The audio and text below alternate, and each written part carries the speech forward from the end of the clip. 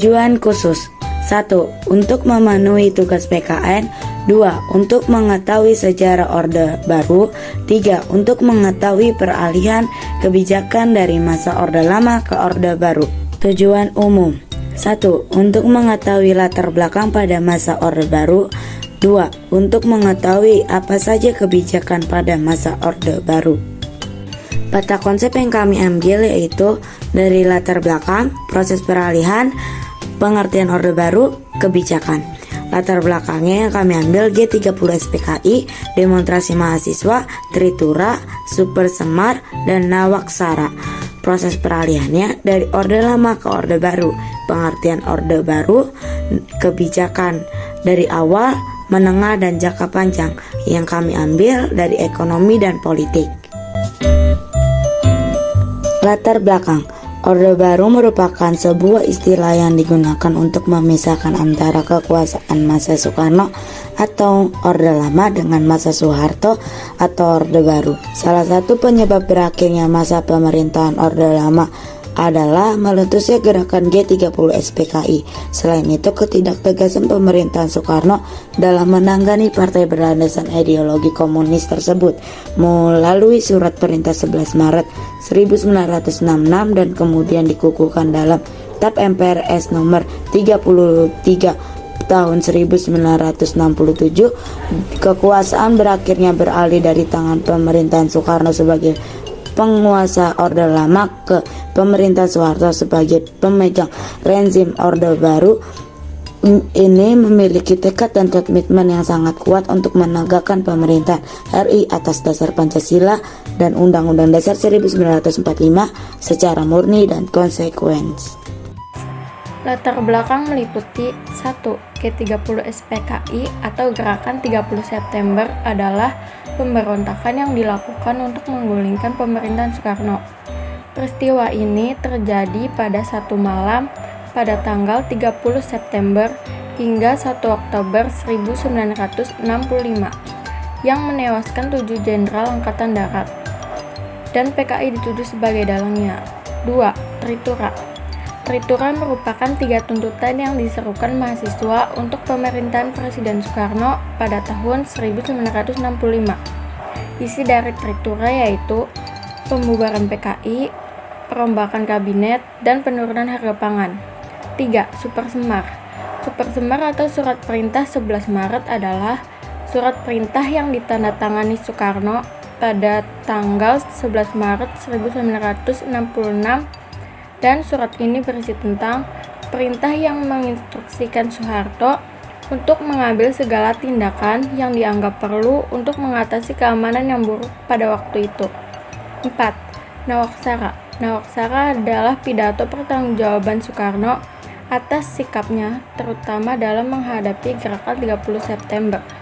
Nawaksara dilakukan pada tanggal 22 Juni 1966 dalam sidang umum keempat MPRS.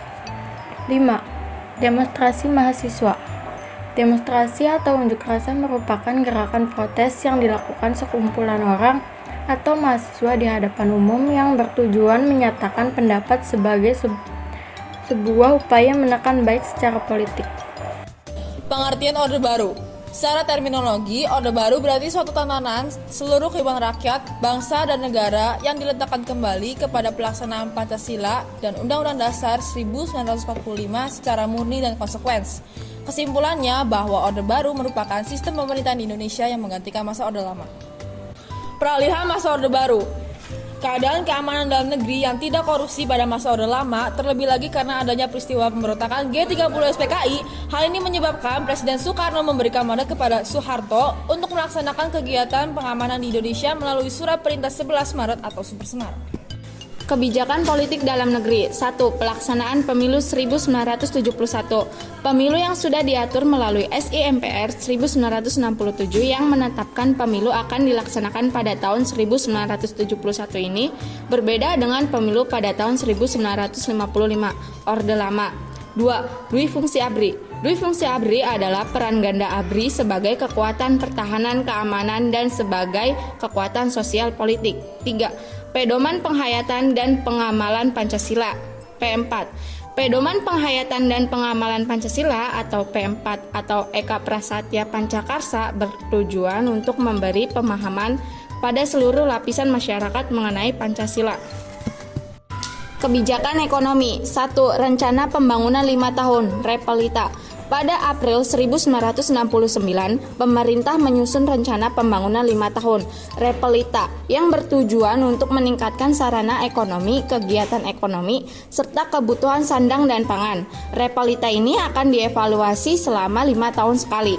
Repelita 1, 1 April 1969 sampai 31 Maret 1974. Sasaran utama yang hendak dicapai adalah pangan, sandang, perluasan lapangan kerja, dan kesejahteraan rohani. Repelita 2, 1 April 1974 sampai 31 Maret 1979 menitik beratkan pada sektor pertanian dan industri yang mengolah bahan mentah menjadi bahan baku. Repelita 3, 1 April 1979 sampai 31 Maret 1984. Repelita 3 menekankan pada trilogi pembangunan dengan menekankan pada asas pemerataan. 2. Revolusi hijau. Revolusi hijau pada dasarnya adalah suatu perubahan bercocok tanam dari cara tradisional ke cara modern. A. Intensifikasi, yaitu penelitian, pengembangan, dan penerapan teknologi pertanian untuk memanfaatkan lahan yang ada, memperoleh hasil yang optimal. 2. Repelita 3, tanggal 1 April 1984 sampai 31 Maret 1989. Menitik beratkan pada sektor pertanian menuju swasembada pangan dengan meningkatkan industri yang dapat menghasilkan mesin-mesin sendiri. 3. Repelita 5, pada tanggal 1 April 1989 sampai dengan 31 Maret 1994. Menitik beratkan pada sektor pertanian untuk menetapkan swasembada pangan, meningkatkan produksi pertanian, penyerapan tenaga kerja, dan mampu menghasilkan mesin-mesin sendiri. 4. Repelita 6, dimulai pada tahun 1994, pembangunan berfokus pada sektor ekonomi, industri, pertanian, dan perkembangan sumber daya manusia. Kelebihan pada masa Orde Baru. Pada masa Orde Baru, lebih terfokus pada sektor ekonomi dan pendidikan, yaitu Gross Domestic Product atau GDP. Yang kedua, program keluarga berencana. Ketiga, semakin banyak rakyat yang pintar membaca dan menulis. Dan keempat, bisa bekerja dengan pihak asing dan menerima pinjaman dana dari luar.